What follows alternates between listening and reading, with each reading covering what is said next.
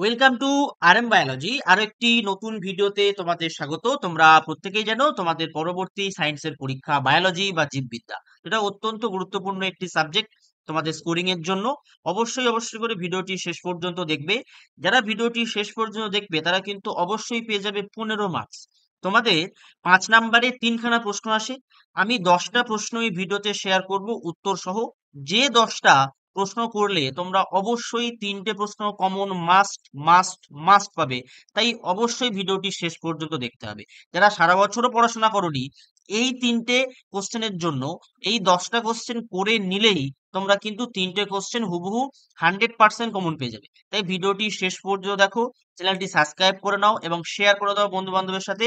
পরবর্তী ভিডিও তাড়াতাড়ি পাওয়ার জন্য বেল বাটনটি বাজিয়ে দাও। পরবর্তী ভিডিওতে মার্কস 3, মার্কস 2, মার্কস 1 এবং এমসিকিউর কোশ্চেনে কিন্তু আমি তোমাদেরকে দিয়ে দেবো উত্তর সহ। তাই অবশ্যই চ্যানেলটি সাবস্ক্রাইব করো, বেল বাটনটি বাজাও এবং প্রচুর প্রচুর পরিমাণে শেয়ার করে দাও। চলো শুরু করা যাক। দেখো, তোমরা তোমাদের সামনে কিন্তু দেখতেই পাচ্ছ এই পিডিএফটা। যে পিডিএফ এ প্রশ্নও আছে সাথে উত্তরও আছে। দেখো, প্রথম যে প্রশ্নটা বেশ গুরুত্বপূর্ণ এবছরের জন্য সেটা হলো দিনিশেক পদ্ধতি।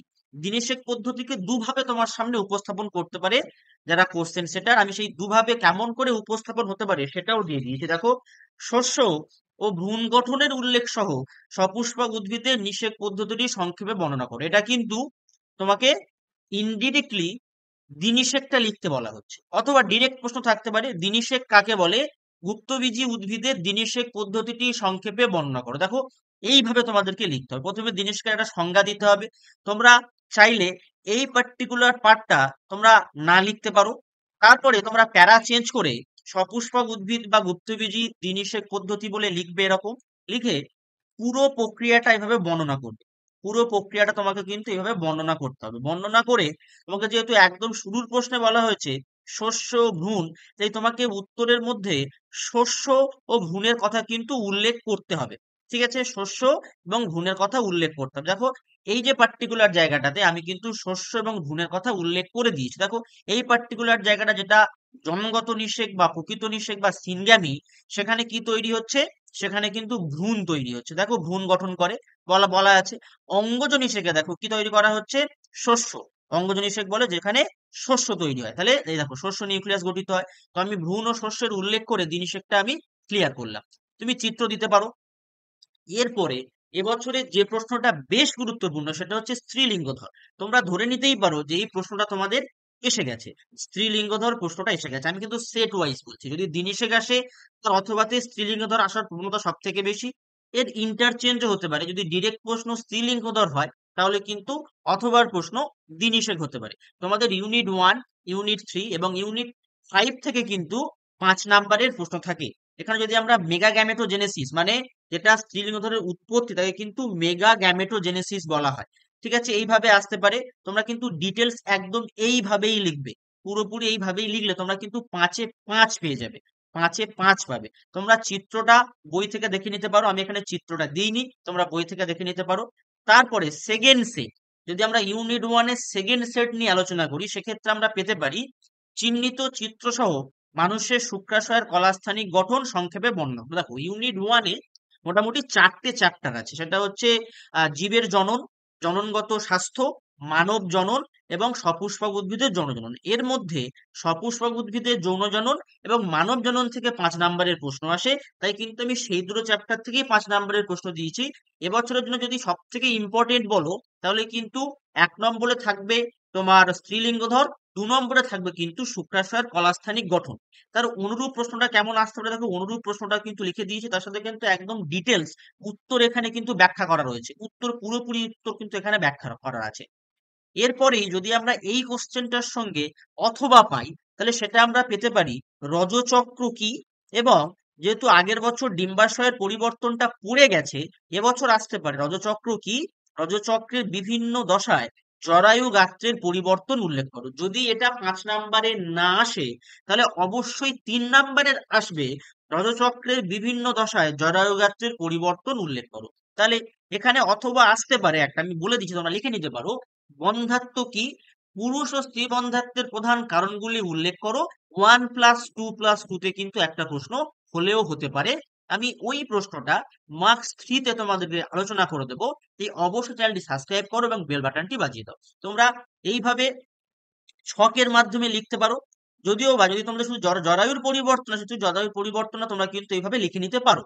ঠিক আছে, এরপর যদি আমরা চলে আসি আমাদের সেকেন্ড ইউনিটে অর্থাৎ বংশগতির ইউনিটে, সেখান থেকে যে প্রশ্নগুলো গুরুত্বপূর্ণ তার মধ্যে সব থেকে গুরুত্বপূর্ণ হলো বংশগতির ক্রোমোজোমীয় তত্ত্ব কি, তত্ত্বটি বর্ণনা করো। এই প্রশ্নটা বেশ গুরুত্বপূর্ণ। অনেকেই তোমাদের হয়তো বলে থাকবে রেপ্লিকেশন, ট্রান্সক্রিপশন, ট্রান্সলেশন আসতে পারে, কিন্তু এবছর ওই প্রশ্নগুলো আসার সম্ভাবনা কিন্তু অত্যন্ত কম। বংশগতির ক্রোমোজোমীয় তত্ত্ব কি, তত্ত্বটি বর্ণনা করো। আর যদিও ওই সকল প্রশ্ন থেকে আসে, তাহলে সেক্ষেত্রে কিন্তু কাটা প্রশ্ন হবে, অর্থাৎ 3+2 হবে। সেক্ষেত্রে ট্রান্সলেশন বা ট্রান্সক্রিপশন থেকে আসার সম্ভাবনা বেশি। সেটাও আমি কিন্তু মার্কস 3, মার্কস 2 তে আলোচনা করে দেবো। এই চ্যানেলটি সাবস্ক্রাইব করো, বেল বাটনটি বাজিয়ে দাও। দেখো, বংশগতির ক্রোমোজোমীয় তত্ত্ব কি, তত্ত্বটি বর্ণনা করো এবছরের জন্য বেশ গুরুত্বপূর্ণ একটা প্রশ্ন। এছাড়া এই প্রশ্নটি কিন্তু বেশ গুরুত্বপূর্ণ, লিখিতের পরীক্ষার সাহায্যে ডিএনএ যে জেনেটিক বস্তু তা ব্যাখ্যা করো। এটা কিন্তু তোমাদেরকে একটু বড় লিখতে হবে। এই প্রশ্নটা তোমরা পেতে পারো, এই প্রশ্নটা কিন্তু বেশ গুরুত্বপূর্ণ একটা প্রশ্ন। এরপরে আরো একটা গুরুত্বপূর্ণ প্রশ্ন যেটা এবছর প্রায় এসে গেছে ধরে নেওয়া হচ্ছে, সেটা হলো ডিএনএ প্যাকেজিং বলতে কি বোঝো, ডিএনএ প্যাকেজিং এর বিভিন্ন পর্যায়গুলি চিত্রসহ বর্ণনা করো। অথবা এটার যে অনুরূপ প্রশ্ন উত্তর সেম থাকে, প্রশ্নটা ঘুরিয়ে দিতে পারে, ইউক্যারিওটিক ক্রোমোজোমের গঠন সংক্রান্ত নিউক্লিওজোম সোলানয়েড মডেল বর্ণনা করো। এটা কিন্তু অ্যাকচুয়ালি এই ডিএনএ প্যাকেজিং এর আন্ডারেই পড়ে এই প্রশ্নটা।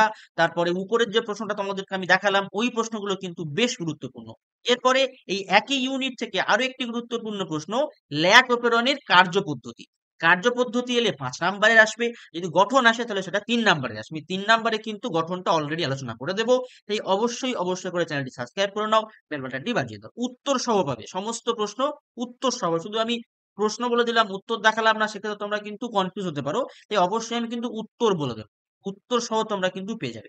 এরপরে আর একটা প্রশ্ন আছে, যে প্রশ্নটা 3 নাম্বারেরই প্রশ্ন, কিন্তু মাঝে মধ্যে দেখা গেছে যে 5 নাম্বারে চলে আসে ছোট একটা প্রশ্ন, জৈব অভিব্যক্তির সপক্ষে তুলনামূলক গুণ তত্ত্ব কিভাবে প্রমাণ হিসেবে ভূমিকা পালন করে তা উদাহরণ সহ বর্ণনা করে। এর সাথে একটা কিন্তু ছোট প্রশ্ন জুড়ে দিলে দিতে পারে যে প্যান্সপার্মিয়া কি, কোয়াসারভেট কি, তাহলে 4+1 কিন্তু হয়ে যেতে পারে। এটা কিন্তু অভিযোজন পাঠ থেকে আছে বা অভিব্যক্তি পাঠ থেকে আছে, ইউনিট 2 থেকে আছে। এরপরে আরো একটা প্রশ্ন যেটা এবছরের 3 নাম্বারের জন্য ইম্পর্টেন্ট, কিন্তু যদি ঘুরিয়ে প্রশ্ন হয় সেক্ষেত্রে এটা 5 নাম্বারেও আসতে পারে, জৈব অভিব্যক্তির সপক্ষে আণবিক প্রমাণ উল্লেখ করো। এটা 3 নম্বরে আসবে কনফার্ম।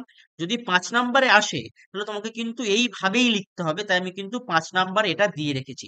এরপরে আমরা ইউনিট 5 থেকে যে প্রশ্নগুলো আসে সেগুলো কিন্তু আমরা মুখস্থ করার খুব একটা প্রয়োজন পড়ে না, আমরা কিন্তু লিখতে পারি। তার কারণ এগুলো পরিবেশগত দিক থেকে হয়, যেমন জল দূষণ, বায়ু দূষণ, এগুলো থেকে প্রশ্ন আসতে পারে। জীব বৈচিত্র্য অবলুপ্তির কারণ থেকে প্রশ্ন আসতে পারে, এগুলো কিন্তু আমরা নিজেরা লিখতে পারবো। যেমন এখান থেকে অর্থাৎ ইউনিট 5 থেকে যে প্রশ্নটা বেশ গুরুত্বপূর্ণ সেটা হলো জীব বৈচিত্র্য অবলুপ্তির কারণগুলি বর্ণনা করো, জীব বৈচিত্র্যের বিপন্নতার কারণ আলোচনা করো। এই পার্টিকুলার পার্ট থেকে একদম ডিরেক্ট 5 নাম্বারের প্রশ্নের সম্ভাবনা কম, তাই এখান থেকে কিন্তু কি প্রশ্ন আসে, কাটা কাটা প্রশ্ন আসে। সেক্ষেত্রে আমি এই জাতীয় যে প্রশ্নটা পাবে তোমরা 5 নাম্বার, সেটা কিন্তু মার্কস 3, মার্কস 2 তে আলোচনা করব। তাই চ্যানেলটি সাবস্ক্রাইব করে রাখতে হবে। দেখো, এইভাবে তোমরা কিন্তু পুরোপুরি লিখে রাখবে। তারপরে আরো একটা গুরুত্বপূর্ণ প্রশ্ন, বয়সভিত্তিক পিরামিড বলতে কি বোঝো, বাস্তুতন্ত্রের বিভিন্ন প্রকার বয়সভিত্তিক পিরামিডগুলি বর্ণনা করো। এই প্রশ্নটা 2+3 তে কিন্তু আসবেই। এই প্রশ্নটা 2+3 তে অবশ্যই অবশ্যই করে পাবে। এই প্রশ্নগুলো তোমরা প্র্যাকটিস করে নাও, তোমরা মুখস্থ করে নাও। তোমাদের হাতে অনেক দিন সময় রয়েছে, আজকে সবে 13 তারিখ, তোমাদের পরীক্ষা কিন্তু বেশ কিছুদিন পরে, ছুটি আছে বেশ কয়েকদিন, তারপরে কিন্তু তোমাদের বায়োলজি পরীক্ষা। তাই এই প্রশ্নগুলো কমপ্লিট করে নাও। আমি আগে 5 নাম্বারের প্রশ্ন দিয়ে গেলাম এই কারণেই, 5 নাম্বারের প্রশ্ন করতে সময় লাগে। পরবর্তীতে তোমরা পেয়ে যাবে মার্কস 3, মার্কস 2 এবং এমসিকিউ, এসএকিউ। তারপরেই তোমরা পাবে দুটো সেট মক টেস্টের পেপার, যে পেপার থেকে প্রশ্ন তোমরা অবশ্যই অবশ্যই করে কমন পাবে। তাই চ্যানেলটি সাবস্ক্রাইব করো, বেল বাটনটি বাজিয়ে দাও, যাতে নতুন ভিডিও এলে সব থেকে আগে তোমরা নোটিফিকেশন পেয়ে যাও। আজকের ভিডিওটি এই পর্যন্ত।